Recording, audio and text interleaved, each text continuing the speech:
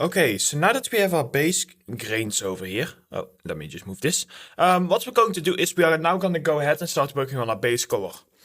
So our base color is going to be a bit of a tricky one to choose which base color we get. So we kind of want to give control over having different types of base colors. Because over here, so we will have the painted one. But I think what will be quite cool, as you can see over here, this looks not like painted. This looks like a plain color, like this is newer wood. And then this is like a little bit older wood. And then this feels like very, very old wood. And then some of the other ones are a bit painted, as you can see over here. But they also have this type of wood. So it's a bit tricky for us to know exactly which wood we are going to pick. Because of that, let's just do a few variations. Let's get started with like newer wood. And then I will move on to probably something more in direction of like this stuff. This stuff over here also looks quite interesting, but I'm not... This is a very specific base color. I do not want to spend too much time on the different base colors. I want to be able to kind of like with a single switch around the different base colors. In any case, let's just get started with this and not waste any more time. So, over here, let's move our outputs. Let's have a look. I'm going to go ahead. And we most likely will be using the gradient map technique. The gradient map technique is basically this. You grab a gradient map, and just like we can map colors to gradients, we can also do this with base colors, with actual normal colors.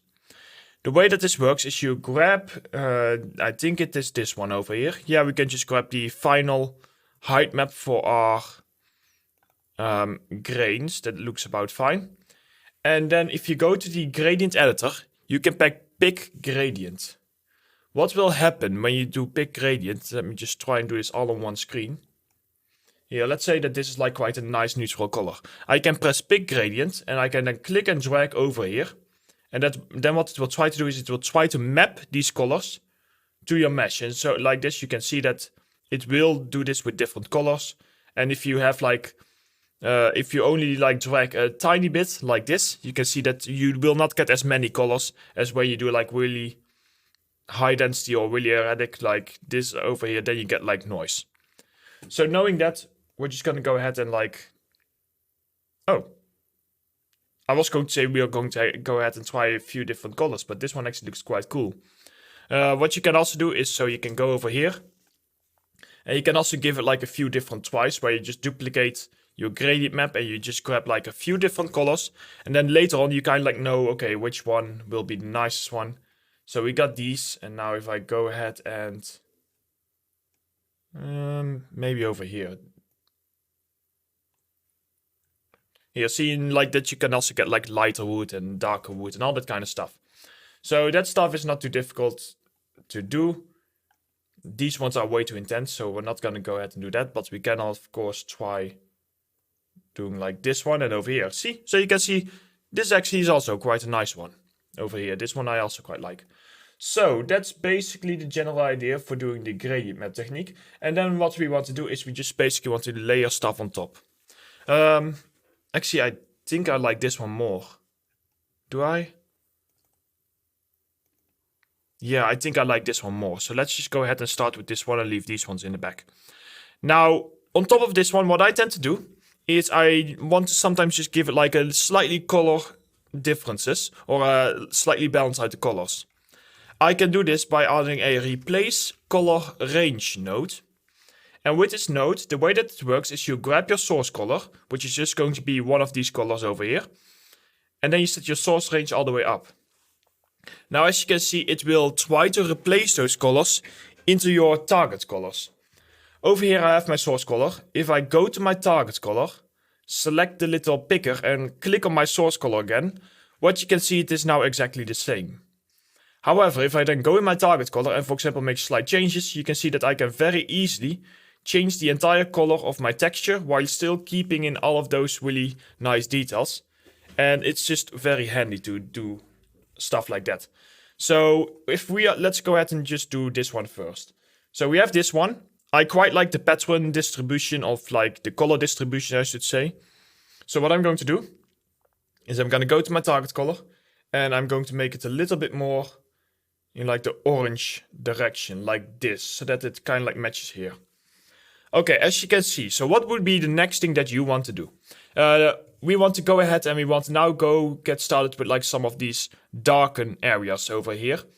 And for those darken areas, we can do those in a few different ways.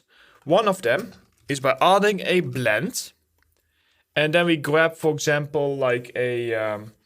let me just quickly check. Yeah, I think it's just like an overlay. So we grab, for example, like a uniform color. And this uniform color, we set this to be like a dark brownish color. I think something like that will work quite well. Yeah, something like this, for example. Now what we need is, so we plug this in, but so now we need a mask for this. For the mask, we can often grab like a bunch of different masks from this part. What I'm going to start with is doing a shadow mask. So a shadow mask can sometimes be nice to just give us some very specific directional shapes. So here we have like a shadow mask. And the cool thing about shadow mask is so you can basically set the angle. And you want to look at like the black area. So over here, if I set my angle up, the shadow will go downwards. And here you can see that I can also have control over how much of it I want to have. And if you want, I can set up my samples, but let's leave those to 8, for example. Now with your shadow mask, if you then go ahead and do like an invert grayscale, so that we can actually select these areas. And then we can do an histogram scan and set the position for this to 0.5 to leave it at default. And plug this in. And now what you can see is here, if we switch back and forth, see? We now already have like some extra darker lines that we can work with. Now on top of this, we can now just start layering on top more and more details. Let's add another blend. And let's grab a uniform color and make this uniform color black. For this uniform color, what I'm going to do is we have over here these really strong lines. Now this is also where the scale correct comes in and is a little bit tricky. So sometimes if you do this, you just want to go ahead and copy this. Luckily they're not too expensive, but it is a little bit easier. But yeah, you do need to make sure that everything matches up together. Now what you can of course do is you can mess around a lot more with these areas, although it's a bit more of a pain to get a larger scale grains. However, in terms of this tutorial, I'm just going to use this scale method. The reason why I said it is because it's slightly more expensive as it would be when we would just reuse these nodes over here. But of course, it's also easier. So adding this, we now get over here like these darker areas. We can use our opacity to basically,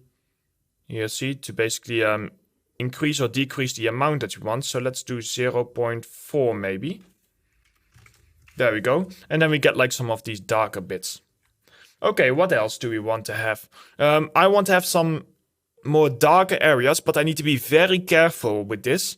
And the reason I need to be careful with this is because if those are too obvious, you will see the tiling. And because we need to repeat this texture over and over and over again quite often, we really do not want to see tiling.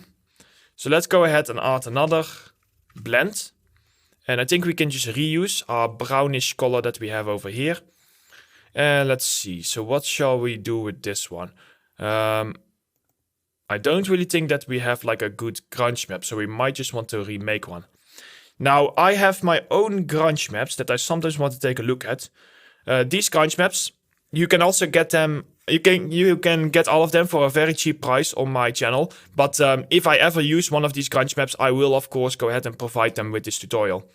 So the reason I say this is because this one is one of my favorites. Because it has this really grainy look. And with this one, what I can do is, let's say I can like move the seat around. So I will go ahead and I will supply this one for you guys. This is as easy as me just opening it up like this. And what I will do is I will just copy it and then I will place it for you in the textures, plain wood. Here, I'll just place it over here so that you know where it is. Okay, so we have this one. Add a transform to rotate it 90 degrees. Maybe also just have another look at the scale until we get something interesting. Yeah, let's do this one. And add this. Here you see. So this has like this really sharp looking dirt. That's a little bit grainy and I just like it. I think it will fit well if we then like tone it down a bit more. And it will not be too obvious in terms of tiling, hopefully. And else we can always mess around with our seed. Here, like this seed actually. Yeah, this seed might actually be a bit harder to see in tiling. You can test this out by pressing space. And here, so now, okay, so with space we can see that it's a little bit strong. So let's do 0.4 and 0.5 for now. We'll see how it goes. And then we can like add a few of those details. Now the next few details that we will probably need to do is the knots over here. And then I also can see like some whitish stuff sometimes gathering around our grains. So that's something that we can also add. So for our knots, what we're going to do is, I think if I go ahead and I grab, so it looks like it comes in two stages. We have a dark outline and then we have our actual color in here. If I do a gradient or a gradient map, yes. I don't think we have a lot of detail in here, do we? Yeah, it's just white. The thing is that when it is white, the gradient map just will not work as well. And I don't think, let's see, does it even add some? Here, see, so it just becomes a plain color. But I do not want a plain color. I of course want to get something a bit more interesting. When we have those type of cases, it's sometimes better to simply go ahead and go to our noises and then just grab an actual noise like a B&W Spots 2 and just plug in the noise and then map your colors to this. So if we go to our gradient editor, we can pick gradients and we can grab, for example, over here. I think I want to have it a little bit more noisy. So let me just, oh, I messed up. Let me just really like do this a lot of times so that I get like hopefully a bit more noisy. Yeah, I think that will work. Okay, so we got this one. Now on top of this, I want to add those dark cuts that we have. And we can do those by adding a black color at the top using a blend. And then all I need to do is I just need to duplicate once again these nodes over here. And I'm going to grab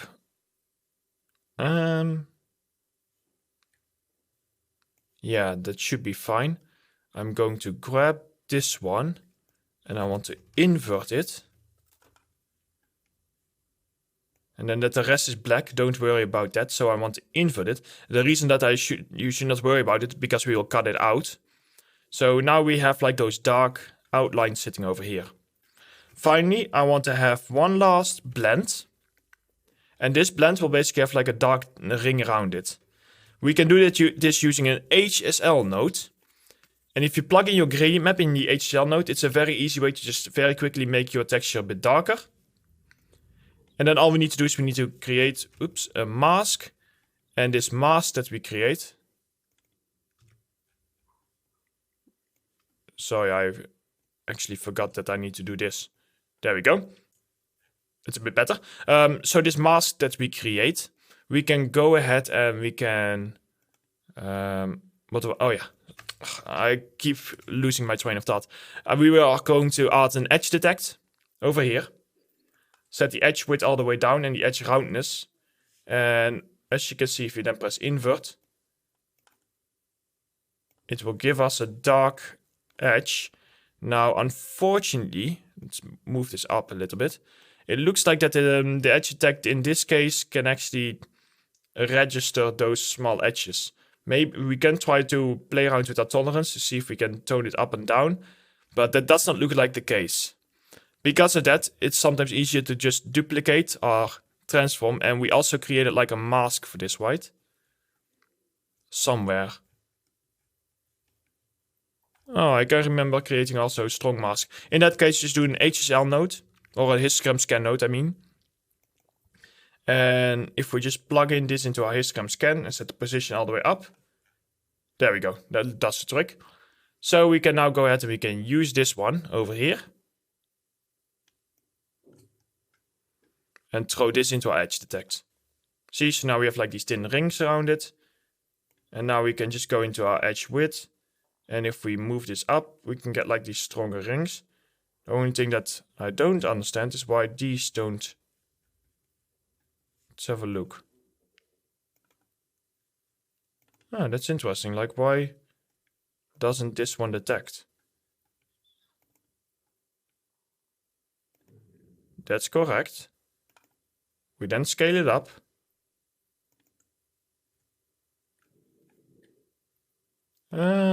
I think that the make it tile photo grayscale, in this case, for some reason, it is making our mask have a gradient. That's probably that it happens to try and blend exactly on the areas where we have these masks, which I do not want. So I think if we add an histogram scan after this and push this up again, set your contrast also up.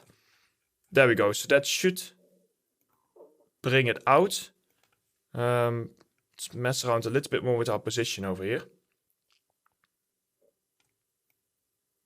Yeah, there we go. It does not need to be on every single one, but I do of course want to have this looking a bit decent. So we can push this out. There we go. Now we have like a dark ring. Let's just give this a try for now before we do anything else. Let's add a blend. And what we're going to do is we're going to just plug this into the top. And we want to pretty much plug in... Actually, I think this one. This one we want to plug into the bottom over here. So that we have like these dark bits. Oh, wow. Yeah, give me a second. It is also doing the same, I believe, over here. Where it is just... Here, see, it's just breaking the look. Which is a little bit unfortunate. In that case, let's have a think. In that case, for now, let's get rid of this one. And let's see. So now we have... Okay, so now we do actually have all of our bits just sitting here. We can tone down the intensity a little bit more. And what we can also do is we can also add an HSL node before it goes into the blend. And this HSL node is handy for us to basically move around our lightness to make it lighter or darker. Because I don't want to have these pieces to be too obvious. Okay, now yeah, like the cuts. I wonder maybe the ambient occlusion will take care of those. They will not. Okay, fair enough. In that case, maybe it's easier if we just add the cuts later on. So if we go ahead and we add like a blend on top of this. And for this blend, if we grab a black color over here, so we're just going to make a mask for these cuts. Means that this one over here we can pretty much delete. So let's see. So over here we have our tile sampler.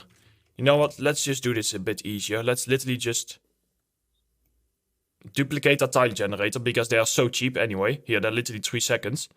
3 milliseconds. And now that we duplicate it, these will only show our cuts. So that now, if we go ahead and we grab our transform and we just grab those cuts, that is probably a better way. So there we go. So now they are in the right location. Ta-da! Fine. I thought I was going to do like an easier way, but turns out that this was the easier way. Okay, so we got like some of those pieces also done. Finally, what we need to do is we need to have one last blend. And for this blend, I'm going to add a uniform color. And this time I'm going to make the color white. Let's plug this in and let's just go ahead and let's re-grab our grunge control over here. But this time, first of all, change the seed. That's quite important. Oh, sorry, change the seed. That's quite important. Like this. And then set the balance quite down. And let's just plug this in here. So this will just give us some of like these white areas. Like this, which will just give us like some nice color variation. I do see that it is warping around our layers. I wonder if it is as easy as just adding a warp around here and grabbing our scale correct to kind of like do some warping.